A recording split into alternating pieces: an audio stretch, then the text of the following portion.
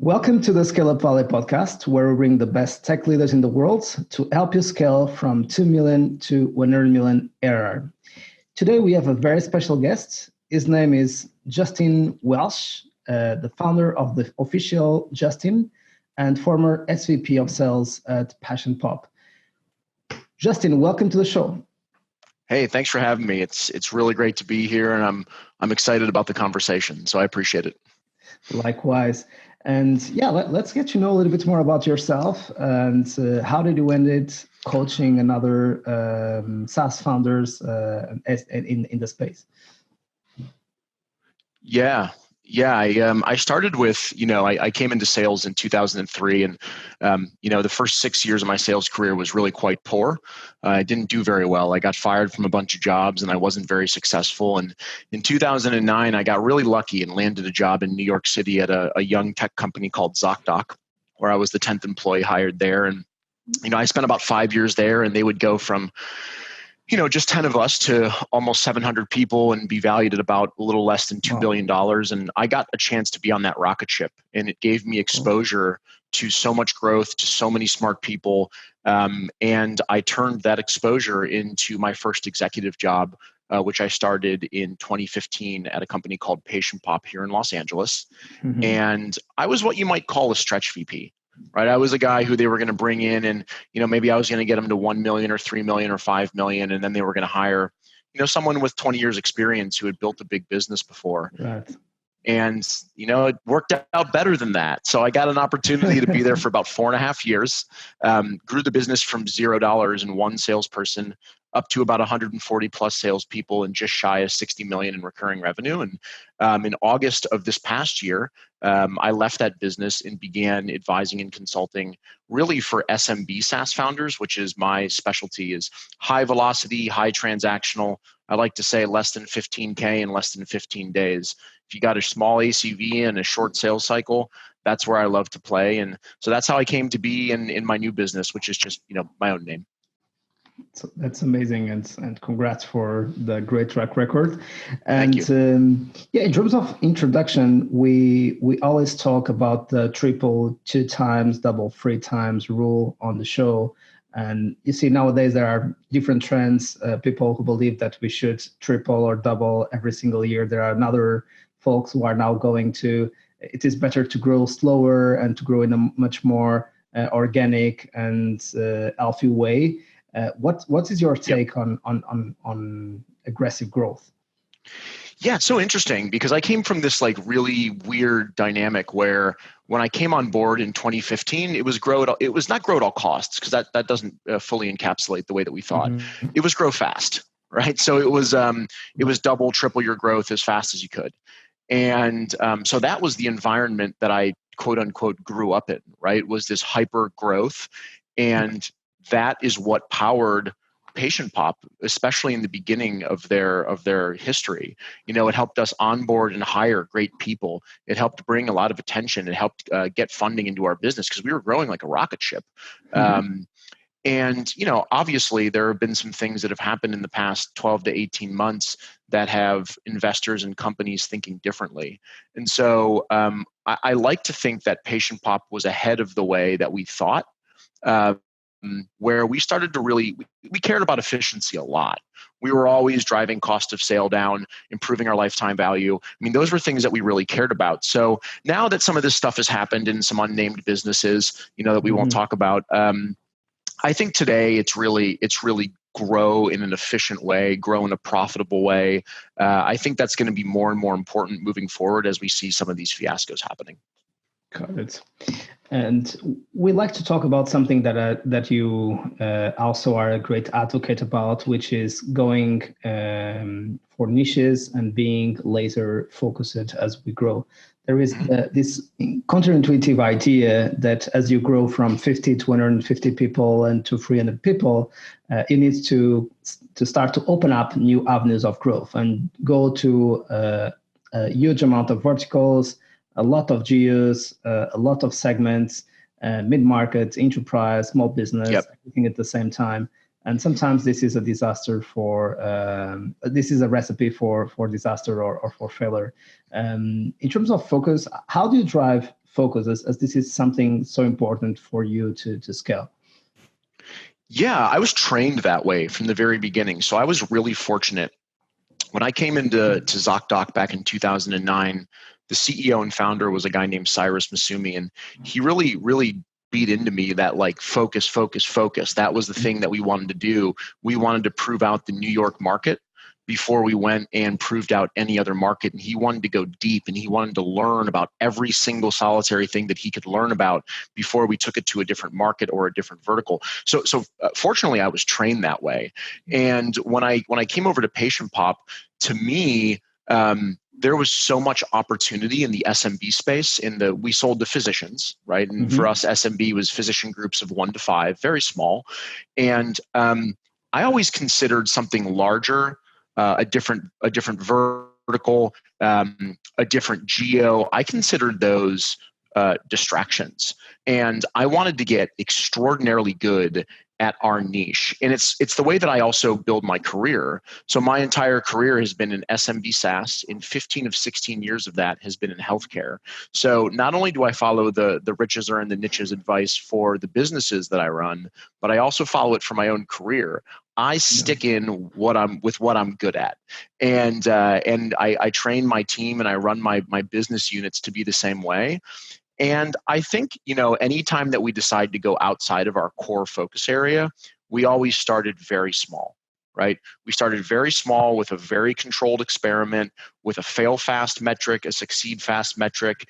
We tested, we involved the product team, the marketing team, the strategy team, and we were really, really careful about testing something outside of our comfort zone. And once we had, without a doubt, proven that test, we would sprinkle a little bit more. It really took us a long time to press the gas pedal to the floor because we wanted to be sure that we were making the right spend and the right move. Got it. And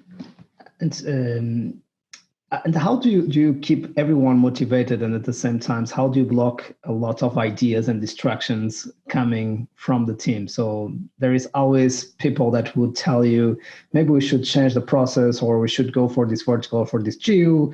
We are seeing some interest here. And keeping everyone motivated to participate sometimes is tempting, and you don't want to say no. So how do you keep this kind of buy-in and enthusiasm, at the same time be completely focused on the ball and on the result? We set the expectation up front. So there are two things that I generally do. When I go out and I want to hire people or bring people onto my team, I know this sounds really cliche, and you've probably heard this before, but I want mission-driven individuals. I want people who really understand the mission of our business. What are we trying to accomplish? And our mission was to help healthcare practices thrive. And I wanted people that cared about helping healthcare practices thrive and were driven by that mission.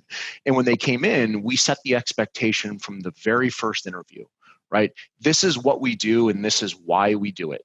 And if they were bought into that mission, it was a lot easier for us to keep them laser focused on what we wanted to do. Now, I think some companies, when they're so laser focused, they tend to shut other ideas out.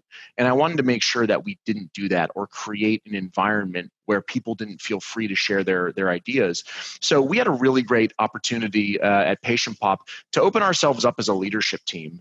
And one of the things that I've always really believed in, and has come again from some of my training at the earlier businesses, was allowing individual contributors, managers, directors, VPs, access to the executives on a regular basis so they could ask questions, make suggestions, understand what was going on in the business, and really get the why, the what, and the how behind what we were doing. And I feel like when we exposed that and when we were open and transparent, that people were more likely to understand why we were doing the things that we were doing and stay aligned with our mission. So that's how we focused on it. Got it. Sounds amazing. And we move forward for the second ingredient that we consider critical to scale, which is, of course, team. Every single investor, every single founder who talk about the importance of team. You have moved through different scale-up stages of the business, and in general, we discussed that leadership team to scale a company from 0 to 5 or 5 to 10, 10 to 20, 20 to 50 needs to be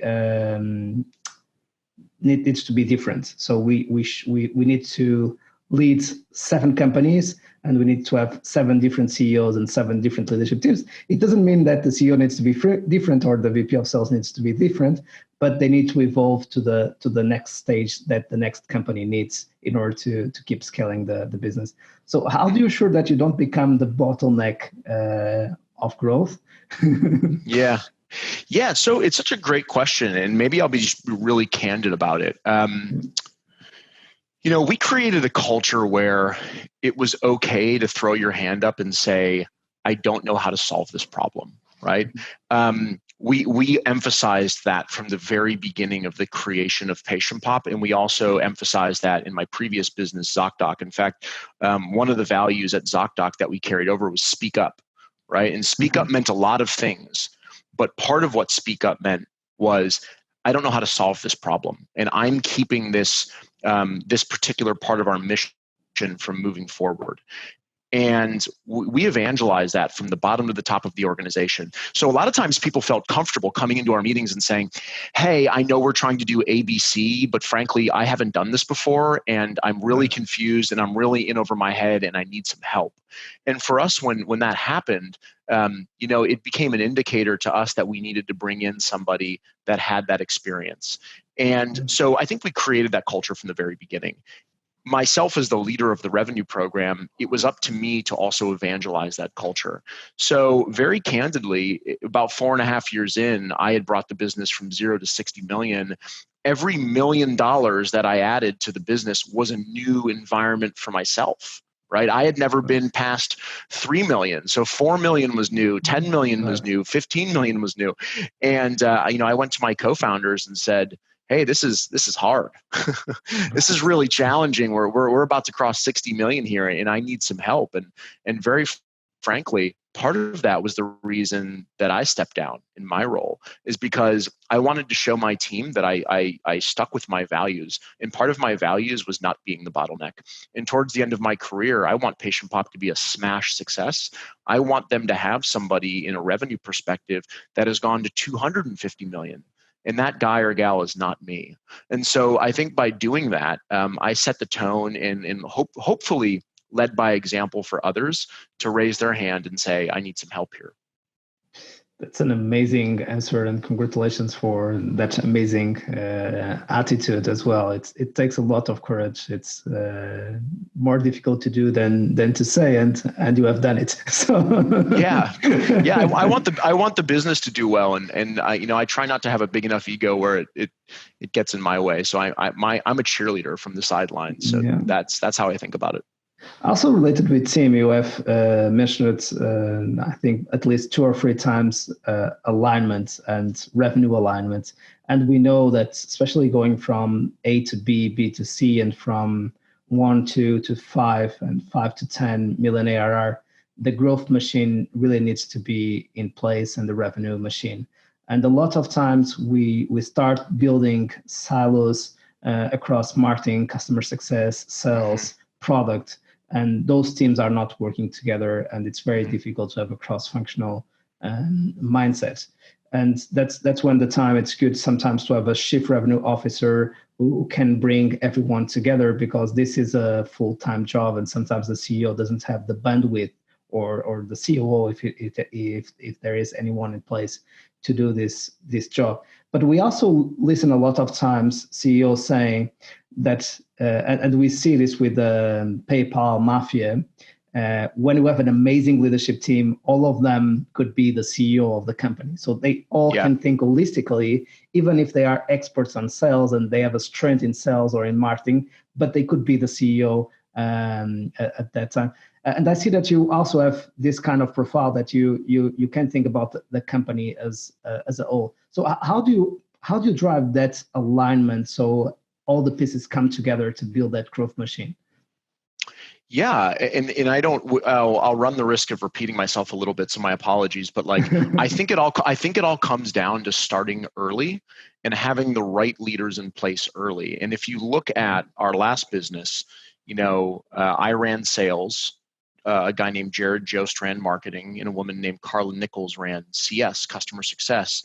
And I think we got aligned very early in the history of the business around what success meant to the units in whole, right? And that we were all dependent on one another. So, for instance, when I made decisions, especially in spending and revenue, Jared was my partner in making those decisions. He wasn't just the VP of marketing, he was my revenue partner. And we had incredible sales and marketing alignment very early, really, truly working together to have a full view of the entire pre-sales and sales funnel using quantitative and qualitative feedback. We made decisions together. So he and I were very aligned from the beginning.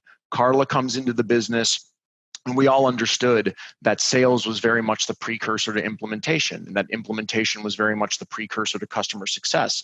So we spent a lot of time together, and we made sure that decisions that we made that impacted one another's departments were made as a tandem, as a team. And I think what I see in a lot of fast-growing startups is not that people don't want to work together as a team. It's that things are moving so fast that they actually forget to work together as a team. And they make decisions very quickly. They make decisions inside of a silo. And before you know it, someone's left in the dark. And when someone's left in the dark, it has two consequences. The consequence number one is that it impacts their team. And the consequence number two is that it impacts that relationship. So if you have those two consequences, they're really hard to come back from. And I think at our last business, we did a really great job of getting aligned early. That's really a very good point. And I believe for the founders and executives who are listening to the podcast, it's really an important point, and it's underestimated a lot, the importance of spending time together and building a strong team. And I think this should be one of the key jobs of the CEO, getting clarity over the vision, building an amazing team who is able, by the way, to build that vision and to build that strategy along with the CEO as a member of the team himself or herself. Yeah, and Luke Curvin and Travis Schneider were the co-CEOs and co-founders of Patient Pop, and they really, really advocated team building, relationship building, department building. We had a lot of offsites. We worked together on a lot of projects, and they really instilled those values in the teams early. And I like to think that Jared or Carla could run the sales team really effectively. I like to think that Jared could run customer success or Carla could run marketing. And I like to hopefully think that they feel the same way about me. And that was really cool, the fact that we were very interchangeable with our skills and that we understood each other's departments really well. And we had our own unique skill sets that allowed us to be really successful at the same time. That's really amazing, and it's a very good point. And we come to the four key ingredients to scale, which is a culture of execution. You're talking about some of the rhythms and how those rhythms are important. So what were some of the rhythms that you think were really useful for you to scale your previous companies? Yeah, I'll start by saying I think it's really important that people don't confuse what culture is and isn't. And when I'm out looking at other businesses, and I do a lot of advising and consulting for SMB SaaS businesses now, when I ask about culture, when I dive into culture, I hear a lot of stuff that I don't love hearing, which is, well, ping pong and dogs, and we have booze in the office and remote. And to me, those are amenities. Those aren't culture. To me, culture is really the attitude and behavior that your team exudes every day while they're pursuing your objectives. That is my definition of culture. So we try and set that culture as an expectation in the very beginning. And I don't mean when someone walks in on the first day of their job at our business. I mean the very first interview. The very first interview, we said, this is what it's like to work at our business. This is what you should expect when you come into our team. We set that through the first interview, to the first day, through the first quarter. And when you join my team, if I'm running the revenue team, there are very few, if any, surprises. So that's the first thing that we do is we're very upfront, candid, and transparent about what you should expect when you come into our organization so that we hire the right people. The second thing that we do to really settle for alignment is we hire a specific type of person. At Patient Pop, we really looked for curiosity and passion along with alignment with our mission. I wanted to hire good people, good performers. I wasn't necessarily looking for logos or education or certain things that other folks look for. I look for curiosity, passion, and alignment with our mission, because I truly believe that when you hire really incredible people, which I think is the number one job of the SVP of sales, when you hire really incredible people, they tend to inspire and attract other incredible people. So again, I know this sounds like a broken record, but my biggest thing from alignment was starting at the very beginning. And I got trained on that from 2009 onward in my career. You start the right way and you finish the right way. So we tried to figure that out early on and install the right people into our organization to be successful. So what would you say would be the critical ingredients to scale on your previous experiences?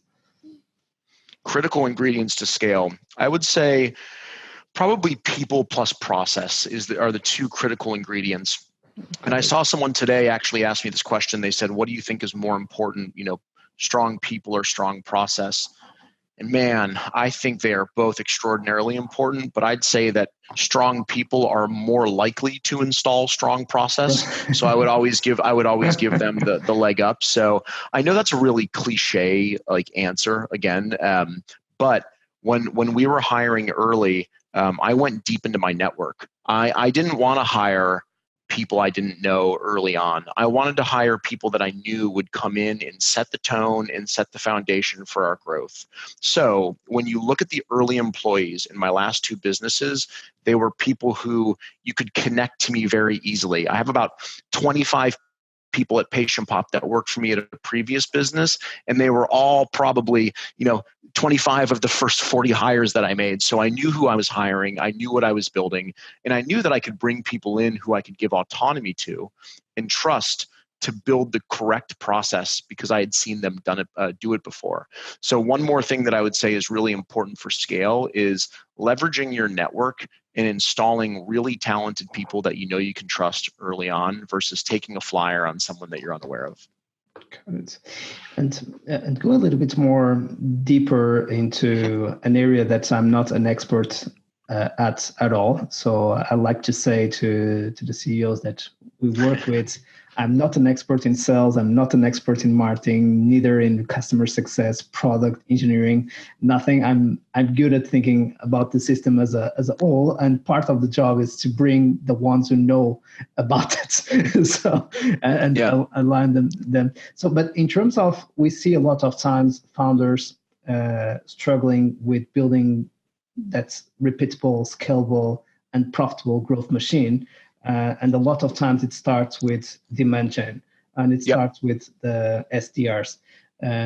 So when it doesn't go well, sometimes they start thinking about another ideas and other leverages like partnerships or alliances in order to try to solve the problem or moving from the initial problem to another problem and trying to hope that this will change completely the results.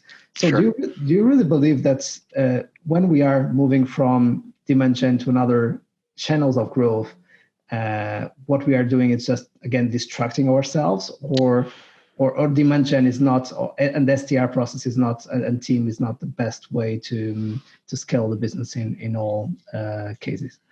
Yeah, I think it can be subjective, right? I think that I mostly play in the SMB space. So my average contract value at my last couple of businesses was right around 15K, and we had a very short 2-week sales cycle. So at 15K, and again, it's different if it's 150K deals or a $1,500 deal where you become more limited in how you can build top of funnel. But for myself in the SMB space, we had to think holistically about our demand generation and where we brought our top of funnel in. So we recognized that at 15K, and with our decision maker on the web and researching marketing for their practices, we knew that we could do demand generation, and we could do a combination of both direct and programmatic display campaigns, and we could do direct mail, and there's a bunch of different things that we could do. Mm-hmm. But we also recognized that in the physician space, there's a limited number of physicians raising their hand and saying, I'm interested in marketing. So we believed that inbound, demand generation was the appropriate way to start. And so we started with that. And as we thought about that, we recognized that at some point, whether it was a point of penetration in the market or whether it was a of hitting a certain revenue target or ARR target, that was going to start to flatline, right? At some point, we couldn't just keep dumping money into that and getting the same return. So we recognized we needed to be proactive about building an outbound team. But we also knew that at 15K, it was harder to make an outbound team, especially calling physicians, which is difficult, to make the unit economics work in the same way. So we started building an outbound team in preparation for that demand generation beginning to tail off or flatten. We built that 18 months in advance in preparation for that. But we also pushed that average contract value slightly up market so that we could make the unit economics work a little bit better. And so now we had this all bound model going where we've got inbound demand generation, we've got outbound SDRs, but then we recognized, hey, there's only a certain number of physicians that you're going to be able to get on either demand generation or a cold prospect. And you were probably going to need some warm introductions. So in preparation for that happening, we started 18 months in advance and we started building a partnership program. And we were really, really fortunate to go out and land some strong partners during that early times of building that partnership program.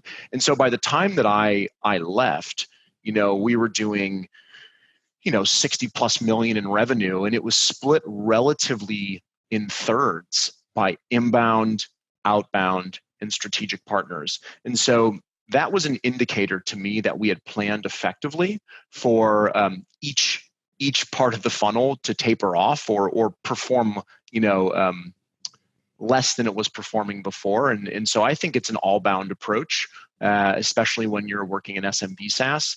I think for enterprise, it could be different. And for smaller dollar value contracts, you could be talking self-serve. But I'm just simply not educated enough in those types of contract values to speak intelligently about it. Got it. This is really interesting. And you see some businesses like the founder of HubSpot, after he kind of achieved the 1 billion milestone in revenues, saying that fortunately he didn't listen to the advice of VCs that were supporting them, because they would advise him to go to the enterprise space to scale easily. And he has proven that it was possible to scale to 1B exclusively with mid-market clients.